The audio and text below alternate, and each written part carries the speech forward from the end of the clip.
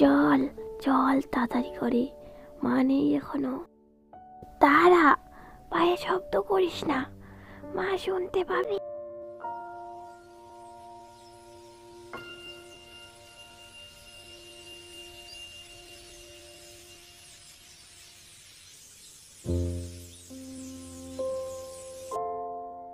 পরের দিন সকালবেলায়, রাজু, শ্যামা, কোথায় গেলি?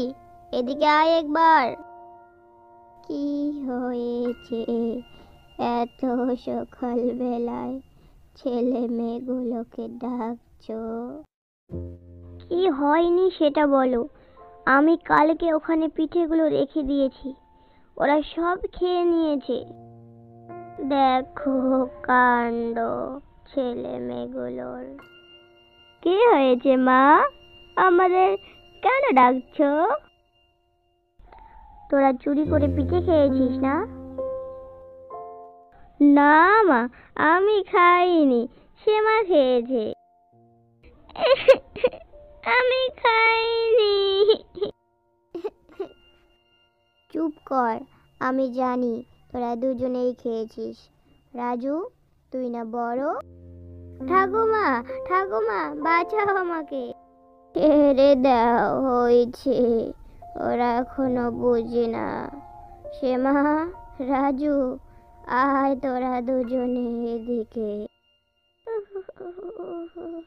ঠাকুমা, ঠাকুমা, একটা গল্প শোনাও না। গল্প শুনবি রে? ঠিক আছে, শোন তাহলে একটা গল্প বলি। রসুপুর নামে এক গ্রামে চৌকিদার নামক এক লোক ছিলেন। তার 4টে সন্তান ছিল।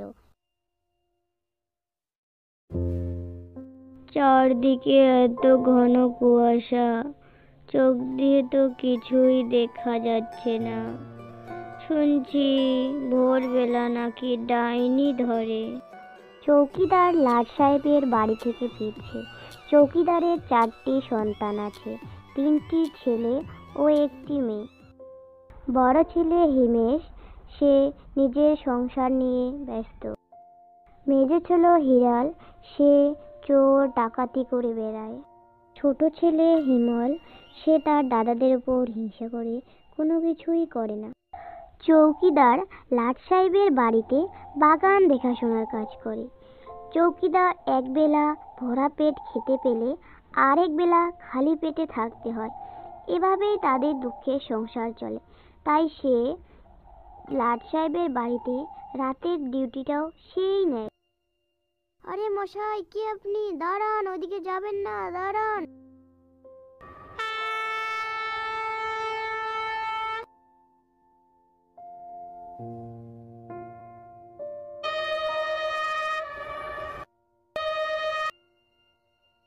তার কথা কানে পৌঁছানোর আগেই চলন্ত ট্রেনটি ঝড়ের গতির মতো তার শরীরের উপর দিয়ে বয়ে চলে গেল। কাছে গিয়ে দেখে চৌকিদারের চোখ দুটো কিছু বলতে চায়। তার চোখগুলো মায়াবী হয়ে আছে। সে যেন মরেও এক দুঃখ বেদনা নিয়ে চেয়ে আছে। তার সংসারের মায়া সে কিছুতেই ভুলতে পারছে না। শ্যামা, রাজু, চলে আয় এদিকে। কি রে শ্যামা, তোর চোখে জল? ঠাকুমা, আমার কান্না পাচ্ছে। ওর ছেলেগুলো খুব খারাপ, ওকে খুব কষ্ট দিয়েছে। ঠাকুমা, কালকেও আমাদের গল্প শোনাবা? ঠিক আছে, চল এখন।